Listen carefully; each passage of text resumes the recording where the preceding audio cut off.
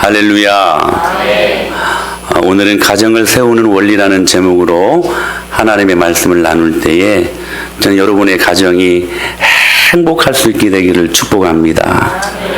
올 한 달 동안 블레싱 가든 시리즈 말씀을 들을 때에 말씀으로 다듬고 잘못된 것들은 수정하고, 그래서 말씀으로 하나님이 허락하신 놀라운 은혜를 가정으로 적용할 때에 크신 축복이 넘치는 가정이 될 수 있게 되기를 다시 한번 예수님의 이름으로 축복합니다.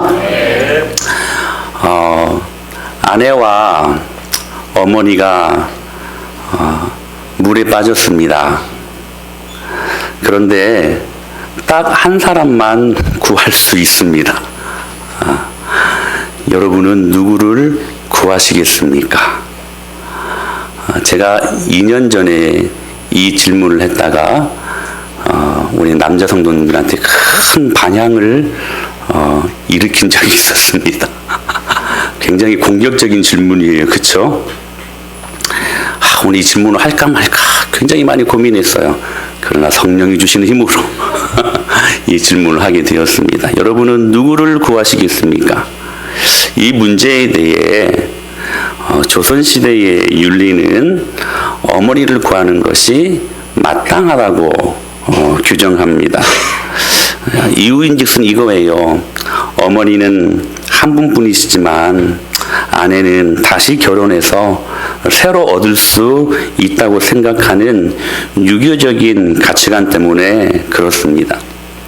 전통적으로 우리는 유교 사상의 영향을 받은 우리나라이기 때문에 가정의 기초를 부모와 자식의 관계로 두는 것을 보게 됩니다. 그래서 부모와 자식의 관계는 천륜이라고 이야기를 하고, 그리고 남편과 아내의 관계는 일륜이라고 그렇게 표현을 하는 것이죠. 그러나 이러한 사상은 기독교 신앙과는 정면으로 충돌됩니다. 왜냐하면 성경이 가정의 기초를 남편과 아내의 연합으로 규정하고 있기 때문에 그렇습니다. 그러므로 그리스도인이 되었으면서도 잘못된 사상을 무너뜨리고, 그리고 올바른 성경적인 사상을 세우지 않는다면 성경적인 가정의 기초를 결코 바로 세울 수 없는 것이지요. 그렇다고 부모나 자식의 그 관계가 중요하지 않다고 말하는 것이 절대로 아닙니다.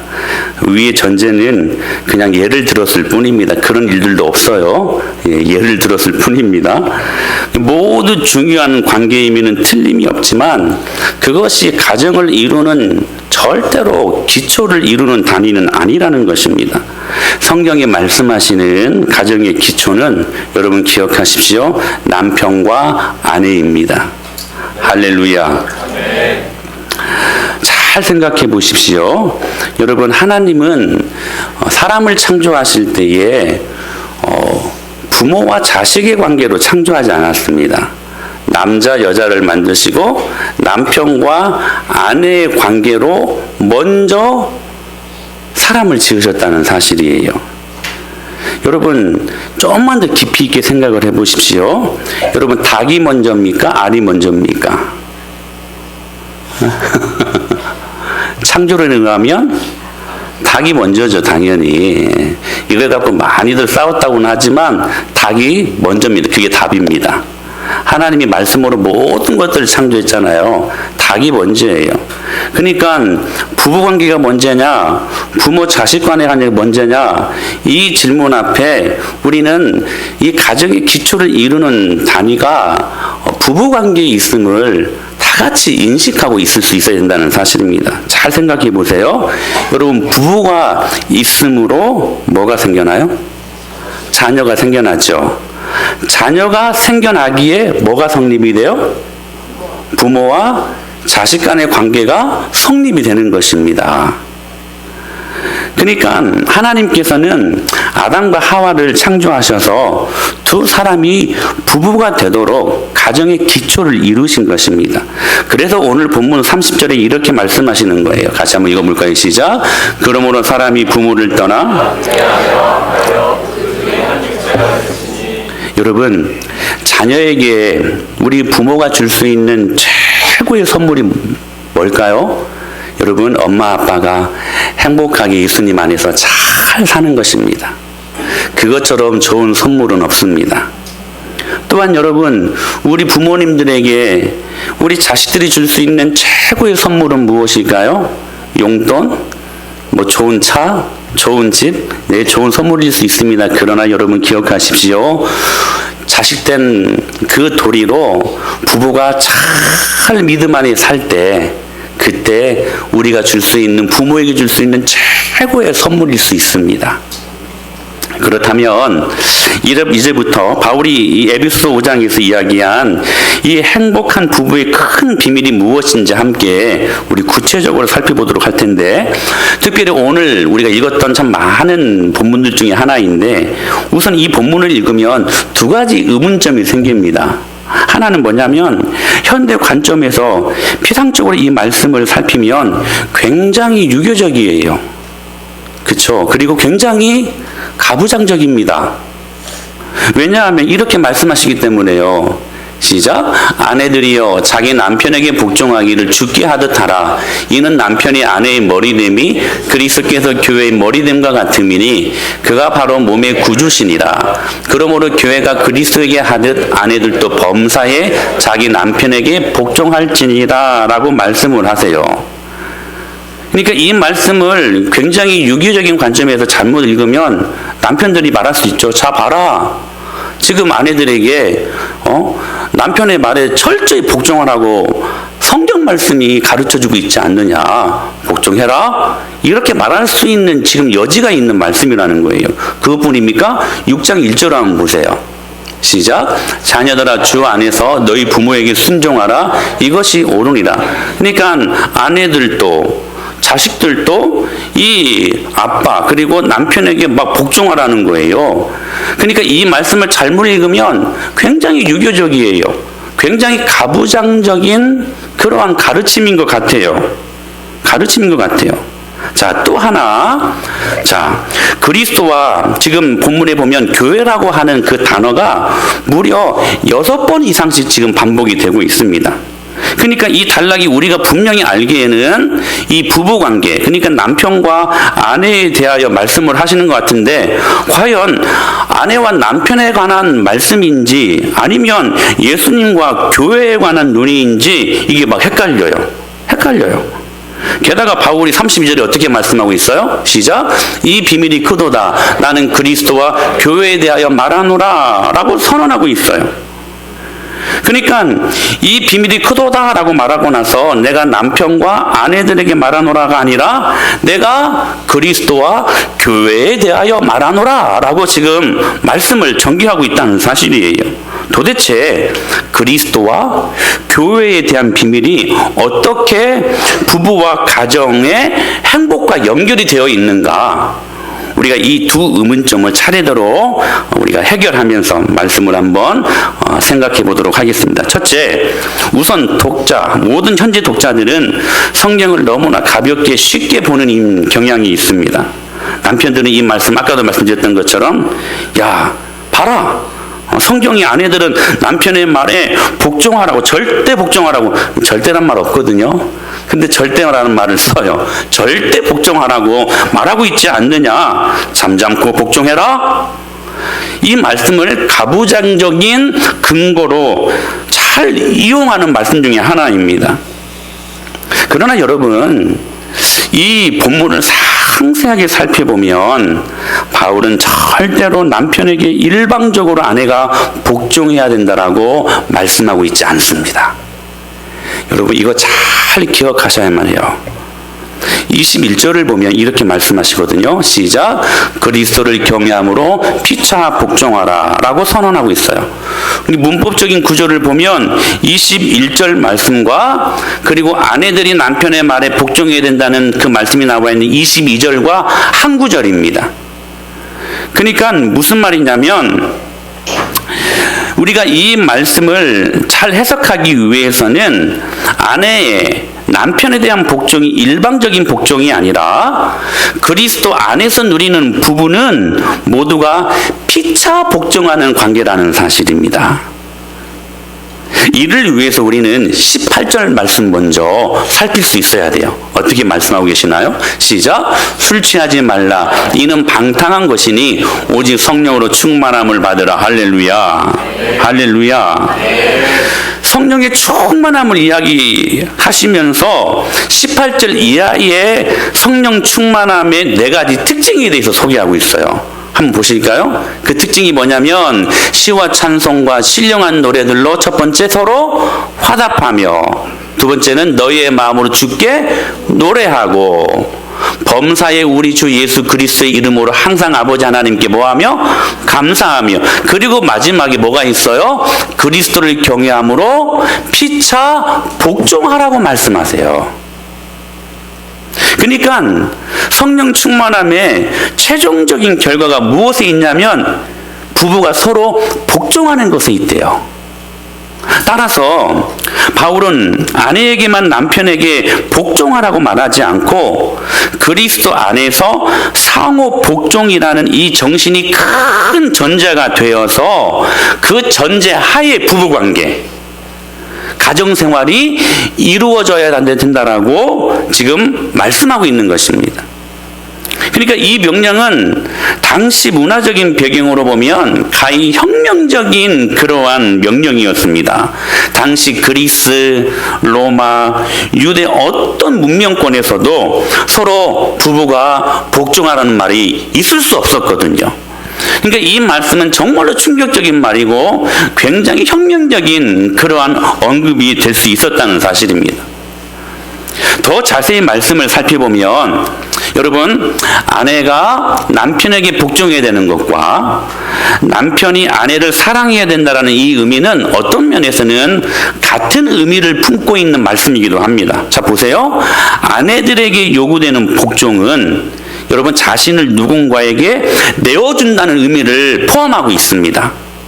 마찬가지로 남편들에게도 요구되는 그 아내들을 사랑해야 된다는 그 표현도 그리스도가 자신을 교회에게 내어주었듯이 자신을 누군가에게 내어준다는 의미가 포함된 말씀이거든요.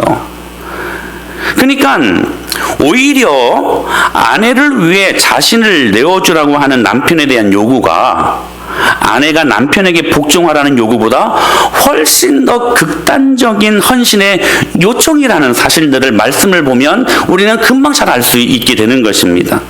그러므로 23절에서 남편이 아내의 머리가 된다는 것은 절대로 유교적 어떤 가부장적인 가르침이 아니라 그리스도께서 교회의 머리 되신 같이. 할렐루야.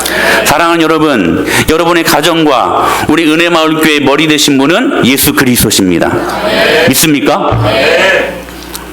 그렇게 그리스도께서 교회의 머리 되심 같이 여러분, 그 머리 되신 예수님께서 교회를 향하여 무엇 하셨습니까? 생명을 다하는 헌신과 희생을 보여주지 않았습니까? 그러니까 내가 머리니까 너희들은 그냥 내 말에 무조건 따라와 복종해, 이렇게 우격다짐으로 교회를 이끌어 가시지 않았다는 사실이에요. 교회의 머리 되신 예수님께서는 교회를 세우기 위해 자신이 할 수 있는 모든 희생과 헌신을 교회를 위해 다 내어주셨다는 사실입니다. 그러니까 여기에서 이 말씀하시는 것은 내가 머리니까 너희들은 무조건 복종하라 하시지 않고 생명을 주신 것 같이 남편이 아내의 머리라는 건 역시 그리스도와 마찬가지로 자신의 생명을 아내를 위해 바쳐 사랑하고 헌신해야 된다는 것이 전제되어야 함을 의미하는 말씀이라는 사실입니다. 이렇게 남편이 아내를 위해 자신의 생명을 바치는 희생의 모습을 보일 때에 아내는 그때 비로소 복종을 하게 되고 오히려 그 안에서 참된 복음의 자유와 진정한 행복을 누릴 수 있다는 것이 바울의 논리였습니다. 그래서 바울은 이렇게 고린도전서에서 이야기하고 있어요. 시작. 내가 모든 사람에게서 자유로우나 스스로 모든 사람에게 종이 되는 것은 더 더 많은 사람을 얻고자 함이라. 그가 자유를 누리고 많은 복을 누리고 있지만 오히려 스스로 많은 사람이 종이 되었다고 지금 말씀을 하고 있죠. 근데 그 종 된 것이 더 많은 사람들을 얻고자 하는 유익이 있었다라고 자기 자신을 소개하고 있어요. 무슨 말이냐면 종이 되어 순종하는 것이 이 바울에게 있어서는 기쁨이었대요. 여러분, 복종, 순종하면 내가 누군가에게 애속되고 복속이 되어서 누군가에게 끌려가는 듯한 느낌이 드는 단어가 순종, 복종이란 단어 아닙니까? 근데 바울은 그 그리스도의 크신 사랑을 경험했기 때문에 그리스도께 순종하는 것이 기쁨과 자유와 즐거움이 될 수 있었다는 사실입니다. 오늘 그 은혜가 임하기를 축복합니다. 그런데 중요한 것은 우리는 이 복종의 자유를 깨닫지 못하는 것이 있다는 사실이에요. 왜 그럴까요? 여러분, 이유는 단순합니다. 신앙생활하면서 그리스도께 복종하는 것이 아름다운 자유보다 더 달콤하다는 사실들을 경험해 본 적이 없기 때문에 그렇다는 사실이에요. 그래서 오늘 에베소서 5장 31절로 32절에 이렇게 말씀을 하셨던 것입니다. 시작. 사랑의 꿈을 떠나 그의 아내와 합하여 둘이 한 육체가 되시니 이 비밀이 크도다. 나는 그리스도와 교회에 대하여 말하노라. 이 비밀이 크도다라고 말씀하시면서 나는 남편과 아내에게 말하노라가 아니라 나는 그리스도와 교회에 대하여 말한다라고 말씀하신 이유가 여기 있는 거예요. 즉 그리스도와 교회의 관계가 부부 행복의 열쇠라는 사실입니다. 아멘. 즉 교회의 됨이 부부 생활에 가정에 행복을 줄 수 있는 열쇠라는 사실이에요. 자, 그렇다면 두 번째 의문이었던 이제부터 바울이 말하는 이 그리스도와 교회에 대한 비밀이 어떻게 가정의 행복의 비밀이 되는지를 한번 상세하게 살펴보도록 하십시다. 자, 여러분, 우선 우리는 우리의 신랑이신 예수님이 교회에 주어졌다는 사실들을 축복이라고 여러분들은 항상 생각할 수 있어야만 합니다. 아멘. 그렇다면 마찬가지로 같은 논리를 가지고 가정에서 역시 남자로 여자로 창조하신 하나님이 우리에게 부부를 주신 것이 얼마나 큰 축복이라는 사실들을 여러분들이 절대로 잊어서는 안 된다는 사실입니다. 여러분, 여러분에게 주신 가정의 축복은 자녀의 축복이 아닙니다.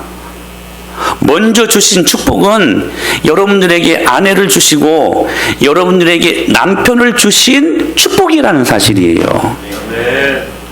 그러니까 이 관계는 인륜의 관계가 아니라 천륜을 넘어서 신륜의 관계입니다.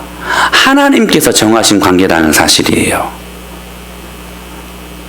그러므로 하나님께서 남편과 아내를 주신 것이 얼마나 큰 축복이라는 이 사실들을 아담이 하와를 보는 순간 노래한 시를 보면 알 수 있어요. 이게 정확히 남자가 여자를 보는 순간 처음 느꼈던 감정이었습니다. 창세기 2장 23절에 이런 말씀이 나와 있죠. 시작. 아담이 이르되 살 중에 살이라 이것을 남자에게서 취하였은즉 여자라 부르리라 하니라 라고 말씀하시죠. 여러분, 이 아담의 고백이요 얼마나 존귀하고 아름다운 시인 줄 여러분 아십니까? 이 단어는 히브리 원어로 13단어로 이루어진 이 말씀이에요. 그러니까 하와를 가리키는 대명사가 무엇이냐면 이것이라는 단어였어요. 이것이. 그러니까 잠에서 깨어나 보니까 자기와 비슷한 것 같긴 한데 또 짐승과는 다르게 생긴 어떤 한 형체가 눈앞에 있는데 뭐라고 말했겠어요? 이것이라고 말을 한 거예요. 그러니까 이 말씀을 원문 순서에 따라서 직역하면 이 말씀이에요. 시작. 이것은 내 뼈 중에 뼈요 살 중에 살이라 이것을 여자라 칭하리라 왜냐하면 남자에게서 취하여졌기에 이것이라는 말이에요. 자, 보세요. 첫 번째 단어에 이것이라는 말이 있고 그리고 몇 번째입니까? 중간에 7번째에 또 이것이라는 단어가 나와요. 그리고 마지막에 이것이라는 단어가 나와요. 그러니까 지금 이것이라는 단어가 처음과 중간과 마지막에 기록되어 있다는 사실이에요. 그러니까 아담이 지금 이것에 완전히 매혹당해서 둘러싸여 있는 상태를 의미하는 거예요. 여러분, 여기서 말씀하는 이것이 이게 아니라 이것이 이런 단어예요. 감탄사예요, 감탄사. 여자를 보고 황홀경에 빠진 감탄사예요. 그래서 이런 말이 있죠. 세상을 지배하는 것은 남자지만 그 남자를 지배하는 것은 여자다. 이런 말이 나오면 아내들은 아멘 해야 될 줄로 믿습니다. 왜 아담이 여기에 매혹당했는가? 이것이 자신의 살이었고 이것이 자신의 뼈였기 때문에. 그러니까 아담 남자의 분신이었기 때문에 이 모습을 보고 황홀경에 빠진 이 표현을 하게 되었다는 사실이에요. 그래서 하나님이 주례하시면서 선언하신 것입니다. 여러분, 최초의 주례자는 하나님이십니다. 하나님이 이렇게 말씀하셨어요. 그러므로 남자가 부모를 떠나 그의 아내와 합하여 둘이 한 몸을 이룰지로다. 이 주례사를 듣고 아담과 하와가 얼마나 가슴 벅찬 마음이었을까 짐작이 되지 않습니까? 그런데 이렇게 축복으로 시작된 결혼 생활은 얼마 가지 못해 비극으로 끝나고 맙니다. 한 주일학교 선생님이 아이들한테 물었어요. 아담이 죄를 짓고 받은 벌이 뭐예요? 어떤 아이가 손을, 우리 승우 같은 아이가 손을 살짝 들고 하는 말이 하와랑 결혼하는 거였어요. 여러분, 그 이유가 무엇입니까? 아담과 하와가 서로 하나님처럼 되려고 했기 때문이라는 사실이에요. 남편은 아내를 향하여 하나님이 되고 싶었어요. 아내는 남편에 대해 또 마찬가지로 서로를 향하여 하나님이 되고 싶었어요. 자신들이. 그러니까 뱀의 유혹에 하나님처럼 되고 싶은 욕망으로 선악과를 따먹는 그 순간에 아담과 하와는 뱀의 말처럼 정말로 눈이 밝아져가지고 그들의 모습을 바라보게 되었고, 그렇지만 그들의 벌거벗은 모습을 부끄러워서 무화과나무 잎으로 가리게 되는 아픔을 경험하게 되었다는 사실이에요. 그 이유가 무엇이었을까? 이제 남편과 아내는 서로를 사랑의 대상으로 보지 않고 상대방을 지배하고 위협하는 존재로 보았기 때문이라는 거예요. 남자와 아내가 서로 하나님처럼 행동하면서 상대방의 모습 속에서 나와 경쟁하는 또 다른 신을 보게 되었다는 사실이에요. 사랑하는 여러분, 여러분 가정의 주도권을 누가 갖고 있습니까? 남편입니까? 아내입니까? 방금 신혼이가요. 남편입니까? 아내입니까?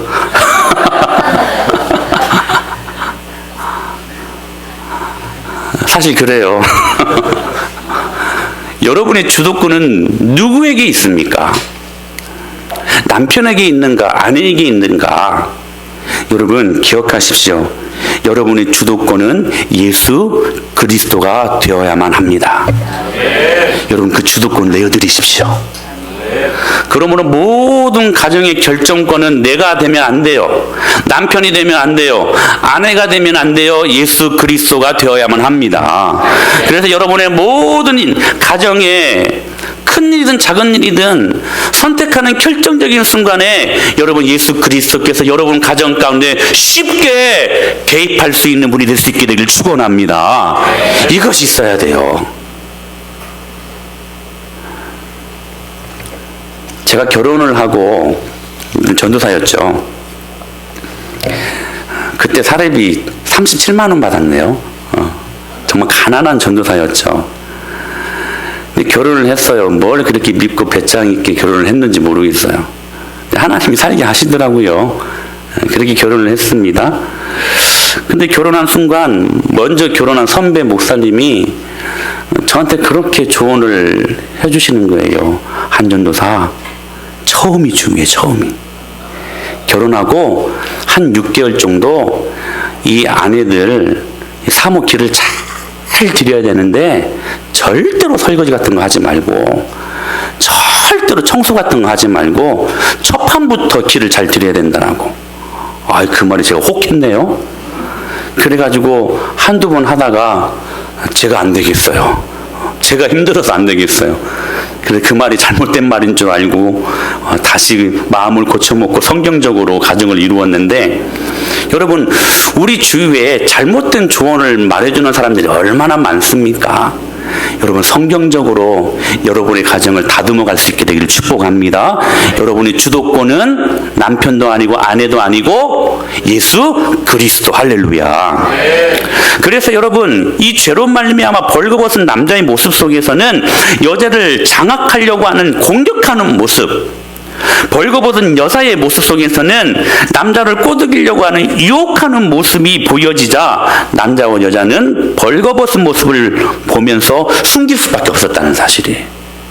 결국 에덴 동산에서 실패한 이 부부관계는 보완하고 도와주는 관계가 아니라 적대 관계가 되고 말았다는 사실입니다.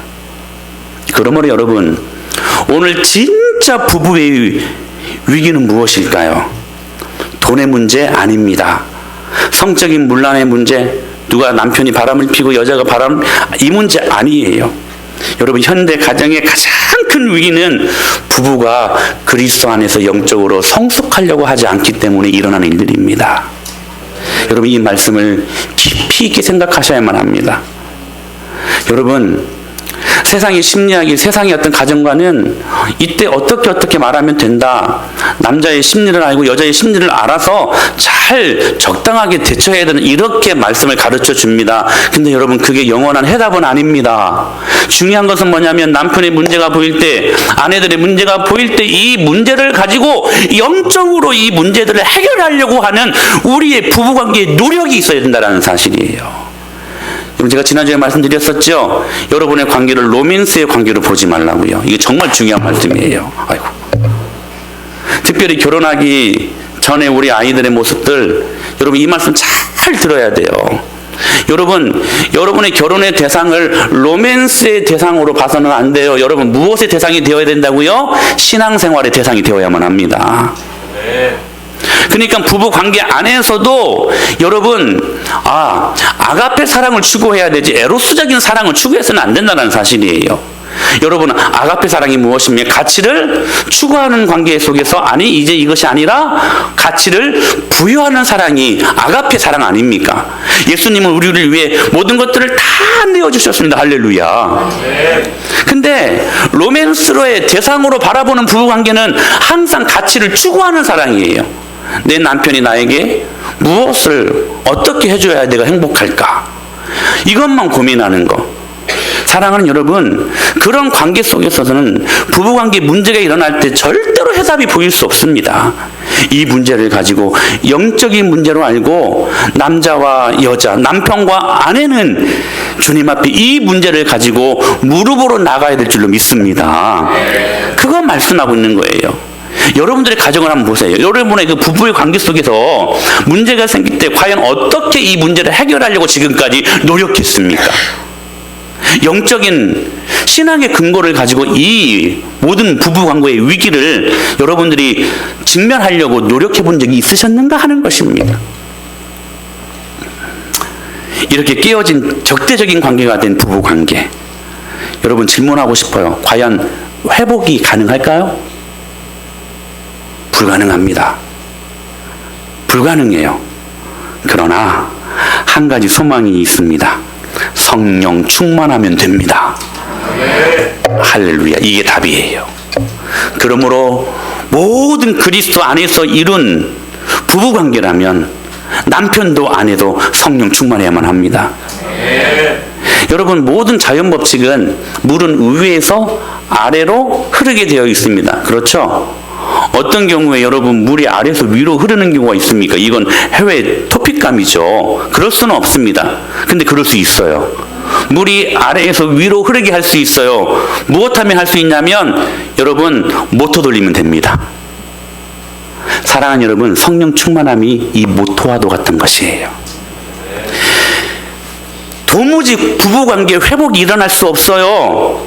불가능해요. 근데 이것들을 가능하게 하는 것이 있어요. 성령 충만하면 됩니다. 이게 답이야, 이게. 그래서 바울은 부부관계 윤리적인 문제를 이야기하기 전에 성령의 충만함을 받으라고 오늘 본문에서도 18절에 먼저 말씀을 선포하고 이 말씀을 지금 전개해 나갔다는 사실이에요. 성령 충만하라고 먼저 권면하고 난 다음에 성령 충만함의 한 방식으로 아내는 교회가 그리스도에게 순종했듯이 남편에게 순종하고, 남편은 그리스도가 교회를 위하여 자신을 희생하였듯이 아내들을 사랑하라고 권면하고 있다는 사실이에요. 그러니까 이 일은 성령 충만하지 아니하면 가능하다, 불가능하다? 불가능하다. 성령 충만해야만이 할 수 있는 일이라는 사실이에요. 자, 그렇다면 계속해서 지금 그리스도의 사랑, 헌신 계속 이 말씀을 하시는데, 예수님께서 교회를 어떻게 교회를 위하여 희생하셨는가? 오늘 본문 25절, 27절 말씀 같이 한번 보십시다. 시작.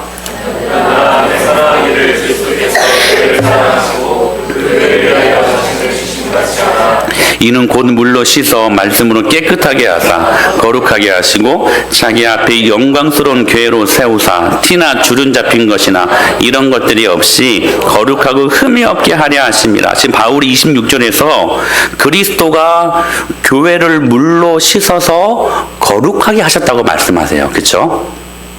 근데 이 말씀이 부부관계랑 무슨 연관이 있는가, 이거 살피자는 거예요. 자, 보세요. 교회를 거룩하게 하신 물이 무엇일까요? 제가 언니가 설명 한번 해드렸는데, 그리스도께서 십자가의 옆구리에 창으로 찔린 다음에 그리스도의 심장에서 흘러나오는 피를 이야기하는 것입니다. 자, 보세요. 로마 병정들이 예수님을 옆구리를 찔렀어요. 근데 예수님은 십자가에 지금 매달린 상태잖아요. 자, 그냥 같은 위치에서 옆구리를 찔렸다면 창은 그냥 가로로 통과했을 거예요. 그렇죠? 수평으로. 근데 예수님은 지금 매달려 있단 말이죠. 십자가에. 그래서 로마 병정들은 창으로, 자, 이 예수님이 옆구리를 찔렀을 때에 이 창의 위치가 어떻게 되겠습니까? 수평이 아니라 대각선이 됐겠죠. 옆구리를 찌르고 가다가 어디에 터치가 된 거예요? 예수님의 심장에 터치가 된 거예요. 심장을 찌르자 그 안에서 피가 흐르고 물이 흘러나왔다는 사실이에요. 그러므로 여기 그리스도의 물이 교회를 깨끗하게 했다, 거룩하게 했다라는 말은 무슨 말이냐면 예수 그리스도의 십자가를 의미하는 거예요. 그 십자가의 피가 교회를 깨끗하게 했다. 할렐루야. 그 십자가의 보혈이 오늘 저와 여러분들을 살려냈다는 사실입니다. 그래서 요한복음 19장 34절에 다시 한번 시작. 그중 한 군이 창으로 옆구리를 찌르니 그 피와 물이 나오더라 라고 말씀을 하고 계세요. 옆구리를 뚫고 들어간 창이 예수님의 심장을 터뜨려서 흘러나왔던 물, 그리스도의 심장에서 나온 물이 교회를 거룩하게 하는 가장 중요한 요소라는 사실이에요. 근데 재미있는 것은 여기 옆구리라고 번역된 단어가 헬라어로 플루라라는 말이에요. 플루라. 근데 더 재미있는 것은 이게 창세기 2장에서 아담을 깊이 하나님께서 잠들게 해서 갈비뼈를 하나 빼내어 하와를 만들었다고 했을 때 그 갈비뼈가 바로 같은 단어 플루라입니다. 그러니까 70인역 성경이 있는데 이 70인역 성경은 뭐냐면 히브리 성경을, 히브리 말을 헬라어 말, 그리스 말로 번역한 성경이에요. 그 말에 이 옆구리를 똑같이 플루라라고 번역하고 있다는 사실이에요. 여러분, 전율이 흐르지 않습니까? 무슨 말이냐면 신부를 얻기 위해 옛 아담의 옆구리에 큰 상처가 생긴 것처럼 교회를 얻기 위해 새 아담 그리스도께서는 동시에 옆구리에 상처가 나야만 했다는 사실입니다. 더욱더 중요한 것은 옛 아담과 새 아담은 공통점보다는 차이점이 더 많다는 사실이에요. 옛 아담은 자신의 갈비뼈로 만들었고 내 뼈 중에 뼈요 살 중에 살이라고 했던 하와를 사랑하며 섬기기는커녕 오히려 지배하고 통제하려고 했죠. 그러나 새 아담인 그리스도는 하나님과 본질이 동등하시지만, 할렐루야, 하나님과 동등됨을 취할 것으로 여기지 아니하시고 사람의 모양으로 종의 형체를 가지고 이 땅 가운데 내려오셔서 죽기까지 우리를, 교회를 위하여 섬기시며 복종하셨다는 사실입니다. 심지어 신부인 교회를 얻기 위해 창의 옆구리가 찔려 물과 피를 흘리면서까지 교회를 사랑하신 예수 그리스도. 결국 교회는 예수님의 옆구리에서 나온 상처를 통해 탄생한 것이고, 현대 교회는 이 사실을 믿고 그리스도께 영원한 사랑과 복종을 드리게 되는 것입니다. 이것이 바울이 말한 큰 비밀이었습니다. 창에 허리가 상하고 옆구리가 뚫려서 물과 피를 흘리신 정결케 하시는 그리스도의 사랑을 경험한 교회가, 그 은혜를 경험한 교회가 어떻게 그리스도를 사랑하지 않을 수 있을까 하는 것입니다. 이런 그리스도의 사랑을 먼저 경험하고 늘 성령 충만할 때 비로소 남편은 육신의 아내를 사랑할 수 있고, 아내는 육신의 남편에게 그때 비로소 제대로 된 복종을 할 수 있다는 사실입니다. 그래서 여러분, 이 시대 최고의 변증가였던 C.S. 루이스는 이 유명한 말을 남겼습니다. 같이 한번 보실까요? 시작. 세상에서 내가 가장 귀한 사람보다 하나님을 더 사랑하는 것을 배웠을 때 비로소 나는 세상에서 가장 귀한 사람을 지금보다 더 잘 사랑할 수 있다. 첫 번째 것이 첫 번째 위치에 놓여져 있을 때 두 번째 것은 억압받는 것이 아니라 증가하는 것이다. 할렐루야. 저는 여러분들이 이 귀한 이 말씀들을 가슴판에 잘 새길 수 있게 되기를 바랍니다. 여러분 아내를 사랑하고 남편을 향하여 복종하는 것이 먼저가 아니라는 거예요. 그리스도의 희생과 사랑, 그것을 먼저 경험할 때에 그 안에서 주는 작은 규범, 남편들은 아내를 사랑하고 아내들은 남편의 말에 복종해야 된다, 이 작은 두 가지 규범은 저절로 이루어지는 것이라는 거예요. 정확히 이 말씀이에요. 세상에서 내가 가장 귀한 사람보다 하나님을 더 사랑하는 것을 배웠을 때 비로소 나는 세상에서 가장 귀한 사람을 지금보다 더 잘 사랑할 수 있다는 거예요. 첫 번째 것이 하나님 사랑이, 하나님 사랑하는 것이 먼저 우리의 삶 속에 우선순위에 있을 때 두 번째 것, 그 나머지 사랑하는 모든 관계들은 억압받는 관계가 아니라 오히려 증가하는 관계라는 사실이에요. 사랑하는 여러분, 여러분들에게 묻고 싶습니다. 우리의 귀한 아내들을, 우리의 귀한 남편들을 여러분들이 그렇게 사랑하시기 전에 먼저 하나님을 사랑하고 계십니까? 하는 질문이에요.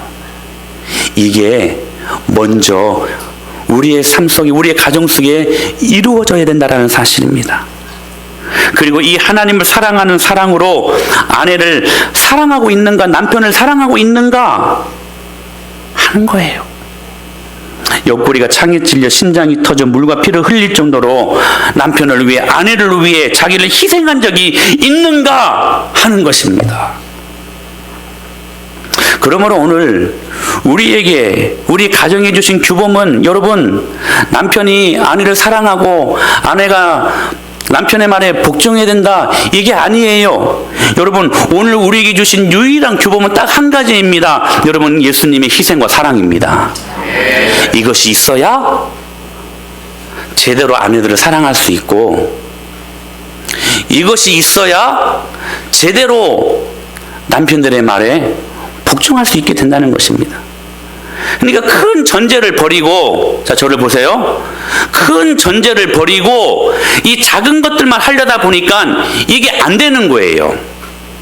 여러분 기억하십시오. 예수 그리스도의 희생과 사랑이 우리 가정 속에 적용될 때에 우리는 그때 비로소 여러분 제대로 된 사랑과 제대로 된 복종을 할 수 있다는 사실이에요. 여러분, 그러므로 영적으로 접근하십시오. 여러분의 남편의 문제를 보고 여러분의 아내의 문제를 볼 때 여러분 절대로 로맨스의 대상으로 인간적인 방법으로 바라보지 말고 영적인 여러분 능력으로 접근하실 수 있게 되길 바랍니다. 저는 여러분들의 가정이 목자의 심정으로 정말로 행복할 수 있게 되길 바랍니다. 이게 저의 소원이에요. 정말 소원이에요.